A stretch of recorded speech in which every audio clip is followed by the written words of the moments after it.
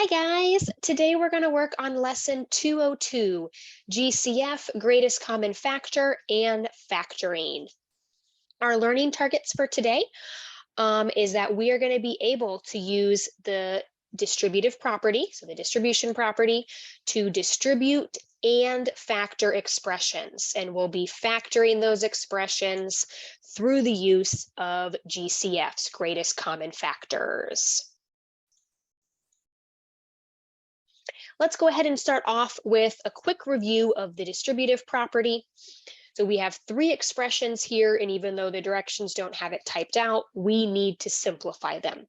Well, when we're simplifying, that first thing our brain always needs to go to is order of operations. And order of operations tells us we need to deal with any grouping symbols first. And in this case, I do have grouping symbols. These parentheses here have a group of things on the inside. An x plus 10. Well, I can't simplify that the normal way. I can't do x plus 10 because x and 10 are not like terms. Therefore, they can't be combined. They cannot be added. So our workaround to be able to complete that grouping symbol step is the distributive property. It comes into the rescue and says, hey, this 3 right here is being multiplied by this group. I know this for 2 reasons, because now that we're in higher levels of math, the different ways that we can show multiplication is through a dot, is through parentheses, and it is through, if you ever have a number and a variable, by just placing them side by side.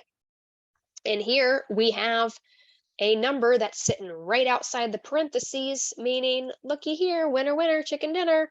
It means multiplication. It's that form of showing multiplication.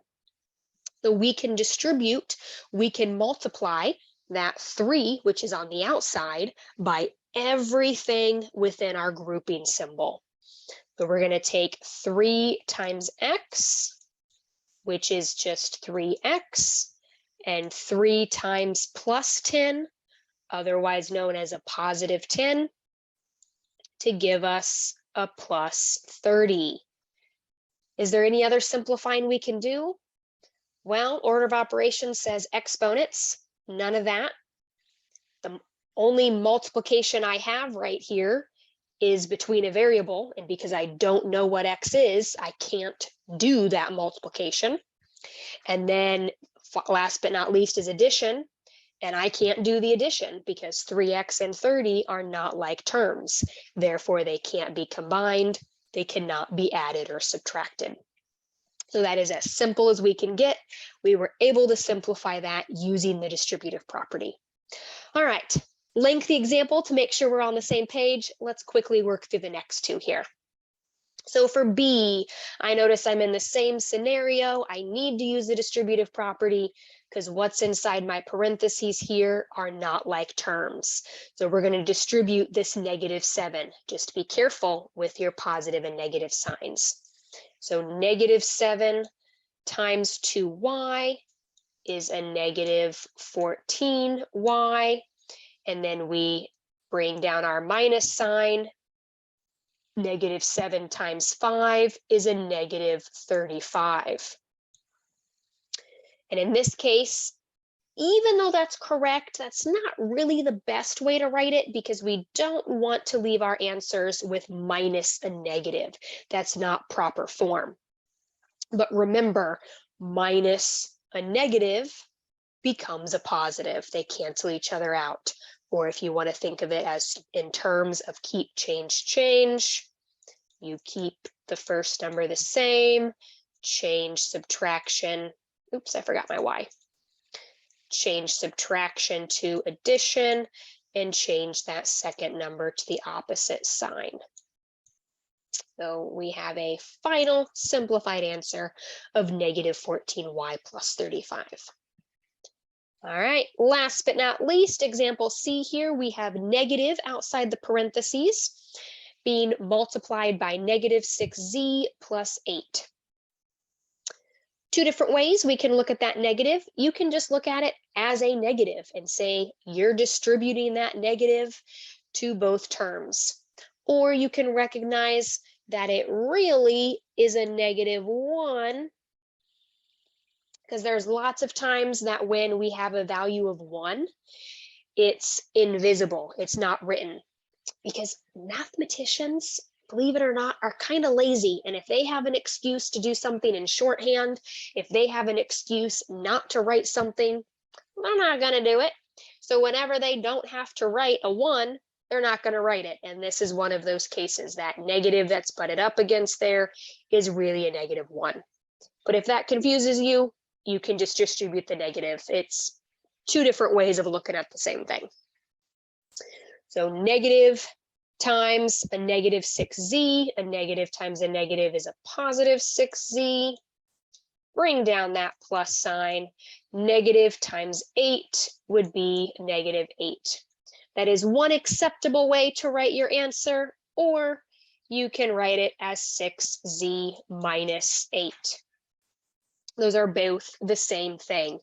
It can be a little tricky, but really you can look at minus signs and negatives as being the same thing, and you can look at plus signs and positives as being the same thing. They are just different tenses, so to speak. If I try to relate it to the English language, if you go out and move your legs really quick, you are running. But if I want to say it in past tense, I ran. Or I see that this person is going for a run. They all mean the same action. I'm moving my legs really fast, but they can be in different tenses: past tense, present tense, or future tense. All right. Spent a lot of time there because I know we had some confusion last week. Wanted to give one more shot at clearing some of that up. All right, we've reviewed. Mrs. Ailstock, move on. You're talking too much. Let's get into the new part of our lesson. All right, part of what we're working on today is factoring. So factoring is actually the opposite of distribution. So if we look here, let's look at the distribution side of things, because that's what we just reviewed. We can see that if we have 12 times 2 plus 5 and we distribute that, 12 times 2 is 24, 12 times 5 is 60. So when we distribute to your parentheses, we're expanding that. We're making it larger, and we're doing that distributive property through multiplication. When we factor, it is the opposite. So to kind of get us started here, what's the opposite of multiplication? Division. So when we factor, and you'll see an example in a moment, we are actually dividing by the greatest common factor. So between 24 and 60, they have a greatest common factor of 12. So if we divide 24 by 12, we get 2. If we divide 60 by 12, we get 5.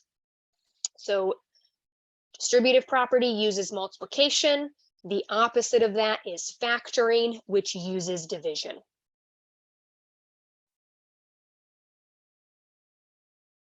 Here is another great example. This might be something you want to screenshot, or of course, it will be available to you in the Nearpod activity that you complete after watching this video, and it's uploaded in OMHS in your class notes section, so you can always get it that way. But this shows you honestly exactly what I quickly did on that graphic, that these are equivalent expressions. They are equal to each other because if we go forwards, or if we go this way, we take 2 times 3x plus 10, we multiply, we distribute. If you want to go backwards, so from right to left, you identify that GCF, divide it out, and you get your answer written with your GCF being multiplied by what's left over in parentheses. So this just quickly is a great graphic that explains what I covered. All right, but before we dive a little deeper into factoring, you may have noticed that I kept referring to, in order for us to factor, we have to identify the GCF. We have to identify the greatest common factor. So let's do a quick review of that first, so we can actually do the factoring. So here we want to find the GCF between 24 and 18. There are lots of different ways that you can show your work. I'm actually going to quickly flip to that. Maybe you learned to show your GCF this way, where you listed your factors in numerical order. So you worked your way in when you listed them. Maybe you did so by using factor trees and by pulling out some primes, or maybe you listed your GCFs by doing that repeated division. Whatever method that you initially learned to do the GCF, if that clicked with you, you can continue to use it. For me personally, I did a version of the factor tree where I just list out all of the factor pairs, all of these sets of numbers that multiply to equal it, and then I look for the GCF. For 24 here, I just work my way down. I don't want to miss anything. So 1 times 24, that's a bad 4. And then 2 times 12, 3 times 8, and then 4 times 6. And then 5's the only other number left. That doesn't work.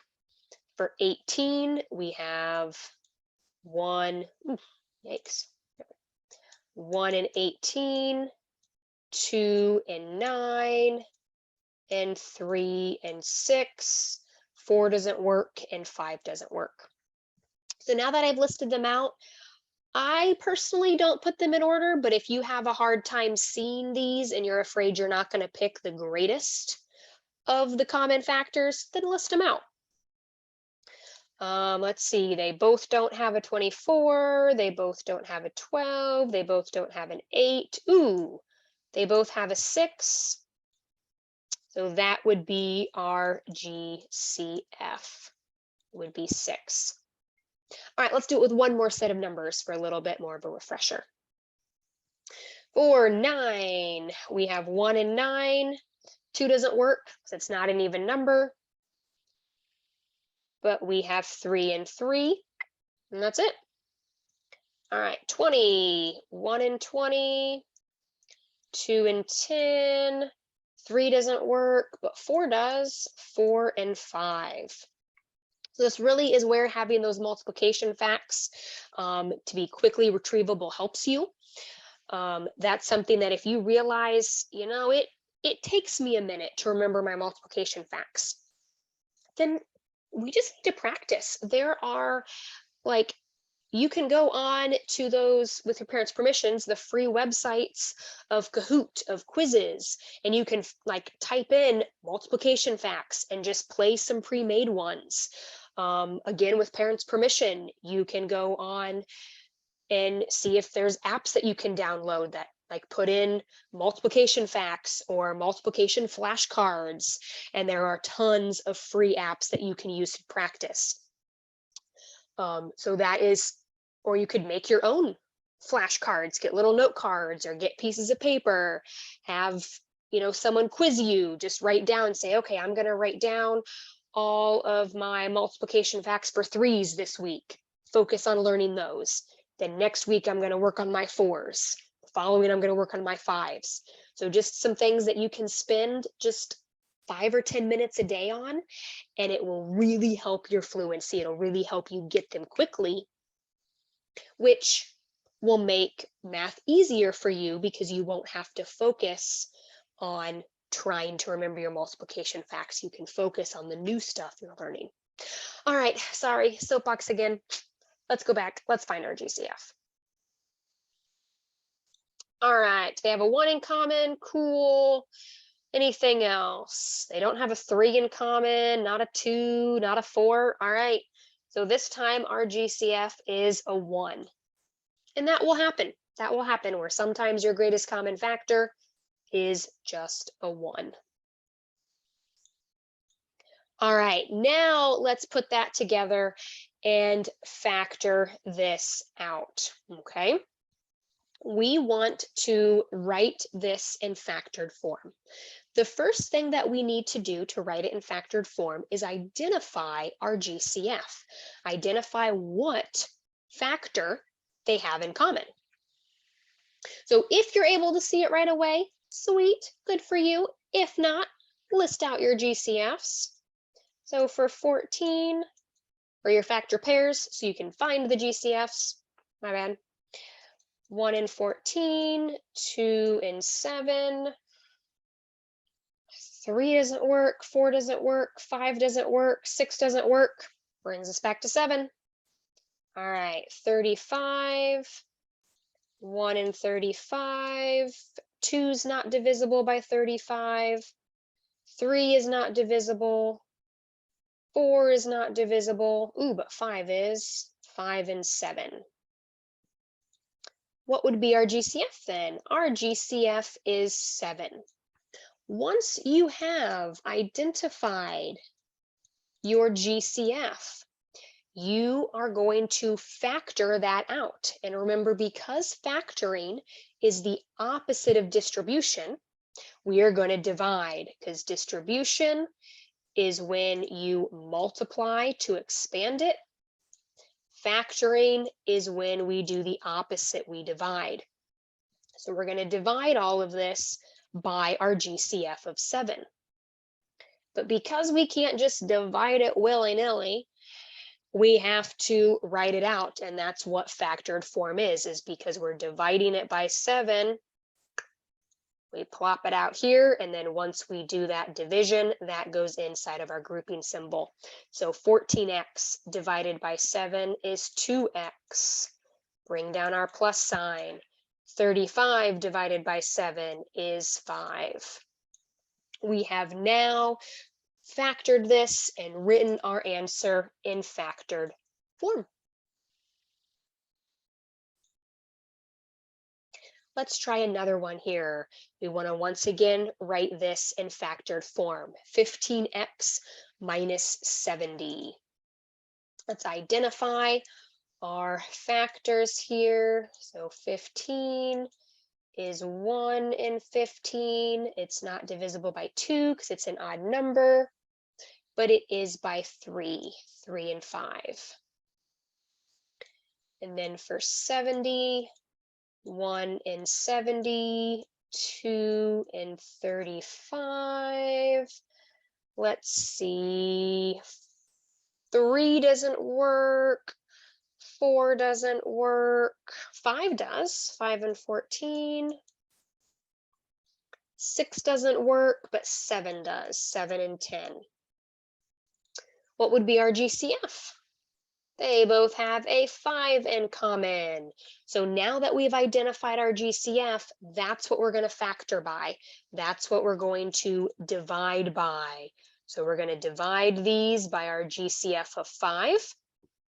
So to write it in factored form, we write our GCF, what we're dividing by, and then we complete the division, and that goes inside of our parentheses. So 15x divided by 5 would be 3x. Bring down your minus sign. 70 divided by 5 would be 14. Just because I know you guys like to, understand why, you like to see some connections. Do you guys see any connections between these factor trees and what's inside the parentheses? I'm going to go over the answer. If you want to keep thinking, pause the video. But notice that our GCF is 5, which we have out here, but we have 5 and 3 giving us 15. 15 divided by 5 is 3. 5 and 14 give us 70. Therefore, 70 divided by 5 is 14. So if you have larger numbers, you've already kind of done that division because you listed out the multiplication, and because multiplication and division are opposites of each other, You kind of got some of your answers there. You just got to piece it back together. All right. Totally random. Doesn't really matter if you noticed it or not, but just thought I'd point it out. All right, it is for what's next. I guess I realized this isn't on here yet because this is just the normal what's next screen. But in order to get some practice, because I want you guys to make sure that you really understand this before you take your quiz, be sure to complete the Nearpod. So in this assignment here, you have this video to watch, and then right underneath it is a Nearpod. Go ahead and complete that Nearpod. There will be practice questions that align with the video. You have free access to this video. So if you're working on it and you don't understand, because it'll do distributive property, then it'll go over GCFs, then it'll go over factoring. So if there's a piece of that that you don't understand, go back and watch either all or a portion of this video. Once you have completed all of that, if you feel confident and ready to go ahead and try and take your 202 quiz. If you do great on it the first time, awesome, love it. If you realize, I could have done a little bit better, wait, come to a help session, send me an email, one of the two or both, get some help on it before you take it a second or a third time, because you don't want to use up all of your attempts and then be having to ask for more. So make sure once you complete your Nearpod, go ahead and take it once. There's no risk. You know, you got two more, you know, you got a total of 3 chances. Take it once, see how you do. Sometimes you surprise yourself and you do better. If you like your score, sweet, awesome. If you don't, and you're not really sure why you missed the questions you missed, send me an email, come to a help session before you take it again. All right, guys, good luck. I will be back on Wednesday, so we'll be able to have a live lesson together and a help session in case, like I said here, you have some questions that don't get answered in our live whole group on Wednesday. Bye, guys. Have an awesome rest of your day and good luck on your Nearpod and quiz.